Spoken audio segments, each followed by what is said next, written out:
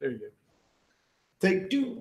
Hello, everybody. This is Nobody Cares, the podcast that's ranked #1 globally, I think actually in the universe. Yes, absolutely. That no one cares about. I'm John Andrews. I'm Casey Peterson. I'm Mike Frazier, and I just checked Twitter, and we are still #1. Nobody cares. Awesome. Yeah. What search term did you use on Twitter for that? Who's #1? Nobody cares. Oh, well, there you go. There you go. That's it. You know, analytics is not that hard. Right? You ask a question, answers come back. Yep. Exactly. Sometimes they're right, and they're not. Just make up whatever you want. Nobody's going to check. What you got for us today, John? I hear you have applied for a credit card. Well, I haven't. I put my name on a list to tell me when to apply for a credit card. Because, you know, I am an Apple fanboy, admittedly. I think Mike put his name on the list. I put my name on the list. I think they're probably weeding us out right now, right? We got their name. Let's do some background checks on them. Yeah. See if they're credit worthy. Oh yeah. Because they can't. With no, zero late fees, no other fees. They can't be taken on everybody. I imagine they're going to be selective. They've got a pretty good idea of my payment history, though. I mean, my transactional history, though, through Apple Pay, because I bet 90% of my live retail transaction are now Apple Pay, because I don't shop at places that don't take my watch. Boop. Absolutely. I did not sign up because I have left Apple. Casey is peaced out. The Apple ecosystem. Yeah. This is my fancy Galaxy S10. Oh, that was the droid he was looking for. It was. You're going to get hacked.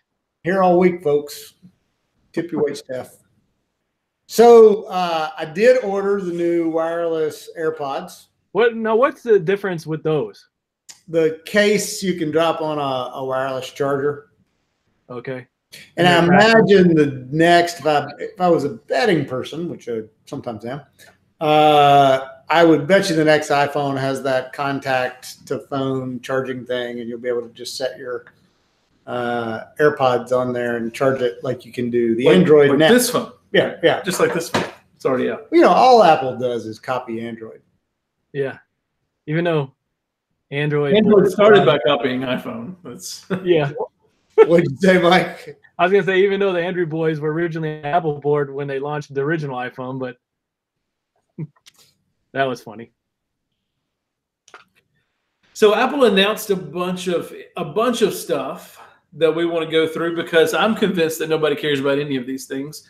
I was just reading some of the articles about the card, and the industry experts are taking a big dump all over it. So it's not exciting, it doesn't do anything, and whatever. And I have pretty much tape replay of everything that was said about the Apple Watch when it came out. Yeah. So I think the card does some things well, and it has some aspects of it I don't like. I really like the idea of moving away from a number-based physical piece of plastic that is inherently unsafe. You don't have a card number on there. You don't have your CVV on there. You don't have your expiration date on there. If someone steals your card, there's literally no way that they could use it for mass fraud. I mean, maybe they can slide it through at a restaurant or something. At this point, why is the number still on the card? All right. Yeah. No, I mean, that's just a no-brainer. But what I think is interesting, and I'm not an expert and surely don't know, but the fact that I've got the purchase approval is actually through the app, through the phone, so I can't use the card without my phone. That is step one to put Bitcoin on there so I can pay for it at the BP station, which is really what I want to do. So I was reading a little bit about this online, and what I see people saying, like I read an article by TechCrunch on it, is basically this physical card is really only for legacy payment systems, right? Like Apple doesn't have any interest in having physical cards. They want to move everyone to Apple Pay eventually. But there are still places you can't go use Apple Pay. Target, no longer on the list, by the way. Target has got a lot more of my money now that it has moved over. So you can do Apple Pay at Target? Yeah, or Samsung Pay. Whatever. Harris Teeter, not on the list. Really? No, it's really irritating too. I'm like, really, people? And then I go to like one of those really so hip coffee shops that anybody kind of my age and dress type. I get I get the shade. Right. The moment I go in there, and they got the cool square turnaround. I cannot pay with this on that. Why can someone turn around an iPad for me to pay at and then not take Apple Pay? That is by far the most absurd confluence of events I've ever heard. It is stupid. It's awful. I mean, it makes sense. You can join. I mean, it makes zero sense. And I called it out, to which I got basically, well, don't shop here. Yeah. Which I'm good. Yeah, it makes you feel good, right? Yeah. There's a new gas station down by us, and I went in and I paid because I was getting something else. But I asked the lady, I said, "So you guys are going to do Apple Pay at the pump?" And she's like, "No." Dude, I gotta tell you, the crappiest gas stations in the world, the Ingencio systems, Apple Pay, I think Apple Pay is, or whatever the super cheap POS systems are that like the off-brand stores have, they take Apple Pay, right? So I left, I went down to Columbia a few months ago, to Columbia, South Carolina, that country of, capital of South Carolina. Important distinction. Although South Carolina is probably its own country sometimes. And I realized about 70 miles into my trip that I forgot my wallet. And I had a half a tank of gas. It happens. And I'm like, shit. So do I go back or what do I do? I'm like, I'm not going back. I'm like, I got my Apple Watch. I'm like, I'm gonna do this, right? So I pull into some little corner gas station and went in and I got myself a water and I said, I want $50 worth of gas. $50 worth of gas. And I go, boop. I'm like, I'm good. So I just made it a Apple Pay trip, right? And it was just like, there's future right there. I just saw it. Yeah, well, it's clearly a way to strong arm people over to it. The things that I don't like about it, though, is your card literally doesn't function without your iPhone. You can't. There is no website to log into to view your transaction history. Everything is done through the phone, which I get is more secure. But I'm someone who is just one step down from our friend John Lanasa, who wants to put tape over all the cameras and make sure the microphone's always turned off. You know what, man? I'm uncomfortable with the level of. Have you read about Pegasus? You've been reading up on Pegasus? I have not. All right. Well, go read Pegasus and then just realize that it doesn't matter what you do, you're monitored. So they're watching you through that, whatever this thing is right here, Asus monitor right there. They're watching you. So the Google boys are watching Casey. Just go with it. I mean, there's this company Pegasus that has this, military level, snooping system that they sell to other governments, and it's what the Saudis use to basically see everything on Khashoggi's phone, right? And anything, yeah, exactly. And basically, they see anything. It's like the God's eye. Wow. Yeah. So, I mean, use a lot of duct tape. Yeah, well, I mean, it does it locks you into Apple in a new way, which is good for Apple shareholders, I'm quite sure. And I'm someone who hops back and forth between operating systems. It's been a few years since I've had an Android, but I've had it before, and then I'll swap back to Apple. That it gets your hooks in, a little bit more. I can't say it's a deal breaker. I will probably swap back to Apple at some point again in the future, but I That's the only thing negative that I can say about it. I really like the direction they're going with the security aspect of it, with getting away from all the numbers being on the card and the kind of inherent challenges. Yeah, the fraud bait that is a piece of plastic with all your information printed on it. So I'll make a bold prediction. I think we need. I'm sorry, Mike. Oh, I was surprised. I was surprised when I was watching the keynote that they even have a card. But I mean, I know it makes sense now because there are the issue of Apple Pay not being accepted everywhere, and that bridges the gap. But I was kind of surprised when their fancy graphic came out. I was like, oh shit, what's this new product? And it was like this cool engraving thing, and then I'm like, oh, it's a card. I think the card's just a badge. It is just a I'm cool badge. Well, you know what? It reminds me of the black Apple badge. MX. Black MX. I mean, it has that look and feel to it that's very, very exclusive, very, very high end, and probably not everybody is going to get one. It's too bad clout's gone because they should only give the card to people who like above a 75 clout. Yeah. That'd be baller. hey, you know back in the day, you know how I got a big clout score? I would just tweet Ted Rubin, and he'd always answer me back. There was a period of about 1 or 2 months back in the early 2010s that according to Clout, I was the #1 most influential person about Angry Birds. What? True story. Wow. Did you screen grab that? Because I mean, I should have screen grabbed it. I may have your it somewhere. grandkids that one day. They'd be like, wow. They'd be like, what's Clout? What's Angry Birds? Right. I got to figure all of the functionality will be with a watch. One of the behaviors I've noticed about myself the past 3 or 4 months is I now travel, dinners and things like that, phone free, because you can call me on a watch. I can pay for it. I don't need a phone, so why even take it so that you can actually, spend time with your loved ones and not be on your damn phone or even have to carry it around or anything. Good point. I've not got to that level yet. The phone or the watch I have is still pegged to my phone. You got the Bluetooth one. Well, hang on, man. Let me. I was doing this earlier for Casey. Let me do an EKG while we're sitting here, since this thing's so terrible.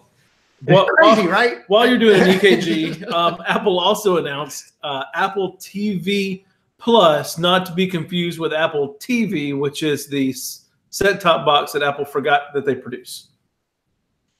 What are your thoughts on Apple TV Plus? Plussing the box up. They haven't updated it in 3 years.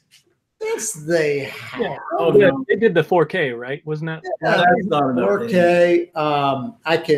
My phone is the remote. I mean, it's not bad. We use Apple TV. That's how we get access on our TVs now.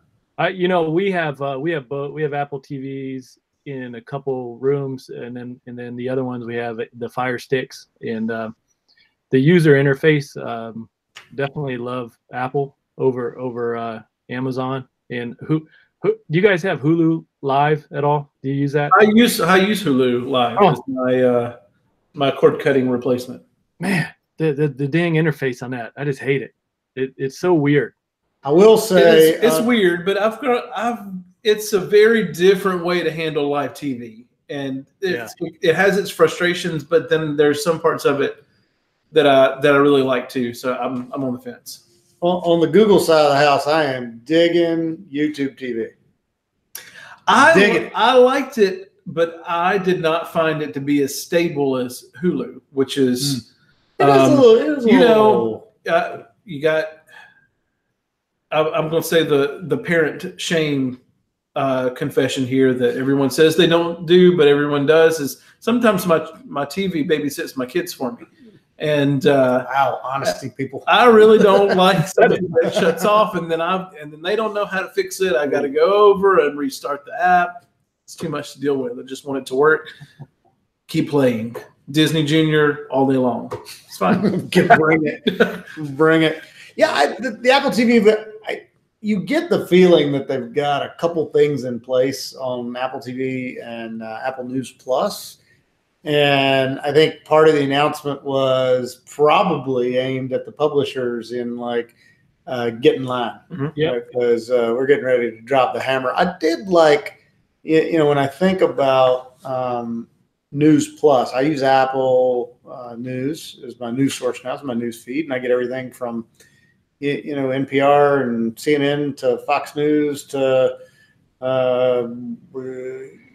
National Geographic feeds through that thing. And, clean layout too. I love the layout of it. Really well organized, and fonts are easy to read. It does a nice job too of predicting what I want to read. It does. It does. And I really like, because I don't recall setting up notifications for it or what I wanted to be notified about, but when it pops up a notification, I tend to be interested. It's relevant. Yeah. Oh, so it's popping that up based on some. Yeah. Yeah. So you get the feeling that they're going to figure these things out kind of as they go, and there's going to be a suite of probably a one-stop shop: music, news, and TV. Yeah, I have wildly different opinions about Apple TV Plus and Apple News Plus. I think Apple TV Plus is a loser, but I think it'll hobble along for years because, like Apple Music, it's probably going to be integrated into enough stuff that people will keep using it. I think Apple News Plus is going to do for the publishing industry what Apple and iTunes did for the music industry 20 or so years ago. Exactly.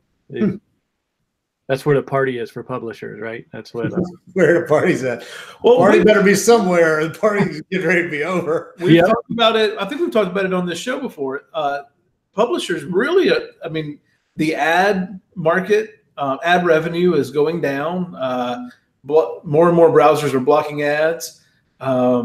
Everything is out there for free. They don't really have a revenue source. And you see companies like Oath that's basically just tanking any company that acquires them, like an albatross. And so the content industry is really in a bad situation. Just had this visual of a cartoon, and here's Oath as a pelican, and here's media companies as fish, and it just gets the whole thing. It's just like, right. I mean, major tech companies are just playing hot potato with it at this point. Like, no, you take it now. At some point, it's going to blow up on us. But well, that brings a good question, Mike. I'd love to know what you think about this, because your kids are all out the house or not probably Disney centric. So where's the other streaming? Like, Disney's going to come out, right? Mm-hmm. AT&T, Time, or whatever that thing is going to come out. Like, who kind of wins that game, and what happens there? I see a lot. I was just down at University of Akron yesterday. Carter had its early orientation and stuff, so did the tours and all that stuff. And I just, when I was sitting in the big room, I'm looking at all the new students and the parents. You can tell who the new parents are. It's not been through this before, and they're taking notes like crazy. And the kids are just like, they're on YouTube. I think YouTube is probably where they watch a lot of stuff, and then also Snapchat. A lot of Snapchat, and then Instagram. I really don't think people in our industry fully understand the power of Snapchat. Yeah, it is. It has a lot of depth. And I mean, so much. And my daughter, same way. Her media channel is YouTube. Her communication channel is Snapchat. Everything else can go away. Mm-hmm. She doesn't care. I agree, and it kind of casts a shadow on Apple TV Plus and all that it's going to do, which I think there probably is some value to it. But my children watch way more YouTube than they do TV. I watch more YouTube than I ever have. Yeah. Because, I'm getting ready to go on this hike tomorrow. I have been watching other people hiking nonstop because now I know what to expect. My 6-year-old literally has no favorite TV shows, which is a new experience for me. He did when he was younger. The high produced cartoons were great. My 2-year-old loves those, and he'll tolerate them while they're on TV, but he wants to watch YouTube. My 11-year-old only watches The Voice and American Idol. It's the only TV show she watches, and everything else is YouTube. What do you do with that? You know what YouTube is to me, what ESPN was back in like the 90s, where I missed whatever game or whatever I was into back then, and then I'd watch, right, because it'd have all the highlights, all the greatest things. Now that I don't really care for ESPN, but every morning or especially on the weekends, I'll fire up YouTube and it just like right there, it's like everything I ever wanted, like all like the highlights. And if I just do a quick search, I can usually find whoever I'm following if they just did something. I mean, it is I don't know, it's a cool search. I guess I don't know. It's a cool and a whole different way to consume media, right? Because I'll watch half a video or as much as I want until I get out of it, and then I'll watch something else, or I'll watch the whole thing if it's interesting to me, but it's insane. And then literally you hear these stories. I was talking to this woman the other day. Her son plays guitar really well, and 100% self-taught from YouTube. Mm-hmm. My daughter right now is learning to play guitar from YouTube. Yeah. I learned how to fix a diesel boat engine from YouTube. No shit. I learned how to change the belt in my car from YouTube. Yeah. You up your exact car model. Oh, yeah. Oh, no. It's the 2010. And model. be careful, because there's this extra screw right here that's not on the 2009. Right. You got to, the things that I've done via YouTube on our car, if I start getting like 3 layers inside under the hood, I'm like, okay, that's beyond me. When I got to start taking layer 1, layer 2, oh, there's a spark plug wire, there are cables down there. I gotta take this. Oh, I'm done now. I gotta go to a real mechanic, right? Not a YouTube mechanic. I floated drywall. Learned to float drywall on YouTube as well. It's fantastic. So Apple TV Plus also is going to be on smart TVs, and I think this is the big interesting thing for Apple, is that they're clearly moving to a service model, non-box, right, instead of a hardware-based company, which is actually a major shift. That bugs people though, and from listen to the financial folks like going and on about this, and I'm like, well, okay, so the margins are better. It's actually stickier because I mean, man, God bless you. I thought of changing an operating system right now. First of all, I just can't even conceive it. But, I mean, it could happen. Well, I never let go of Windows. That was the anchor point. Is I never let go of Windows, and you can't be totally in the Apple ecosystem if you don't have a Mac. You own Yammer or anything like that? No. Don't they own Yammer? Microsoft. Yeah. I don't know. Slack. Skype. They own Skype. Slack. Yeah, I want personal Slack. It's cool. Slack is cool. Slack is way cool. Should we mention Apple Arcade? I didn't really look. I'm not too much of a gamer, so I kind of skipped past that. It looked interesting though. Oh, you can eat. Oh, you can eat. So I guess there's a fee, and you can play apps on your phone. I'm not a gamer, man. I need a. I don't think we're the target market. Well, I could be a gamer, but I need it's a time black hole for me, man. Because I don't need anything to take up. I need less things that take up time. I could see maybe, because my kids like to play apps, but they get a few apps and they just play them. I can't see this being. I can think. Do people game on their phone? They do. They do. At this level, when I'm on the plane, half the people. This is for. You see all the people still playing solitaire? Yeah. Like all the time. Like I'm on a plane and people are playing fucking solitaire, and I'm like, Yeah. what are you doing? Like is your life have no meaning? But I get it. It's Bring entertaining. a book. This is solitaire. Well, so we subscribe to Xbox Game Pass, and I assume that this is similar, but the games on Xbox Game Pass are expensive, right? Yeah. They're $50-$60 a game, and that makes it a great deal to subscribe. iPhone games are $2. So maybe I'm not the target market here. What $10 a month? Surely not. Well, Xbox Game Pass is $10 a month. It's $9.99 a month, and you get a few hundred A-level games. Oh, so you're saying this would have to be a lot cheaper? This has got to be a lot cheaper for it to be worthwhile. Now, I believe Mac games are included, so maybe there's some additional value there, but I don't. Well, but what you said earlier is right. These folks are thinking service. Yep. They are making it happen, and they're making they're removing friction. Do you think that's something Apple really needs to do? I mean, they've always been a hardware company first, and so this is a big shift. Is it a necessary one though? I guess is. Well, there's just probably so much hardware that you need. True. Unfortunately, guys, I got to run. I got to. What? Oh yeah. Okay. Yeah, you got responsibilities. Man, I love to keep talking about this. Well, thank you. Thanks, Good Mike. to see you. All right, we'll wrap this up. We will see you next time on the Nobody Cares podcast.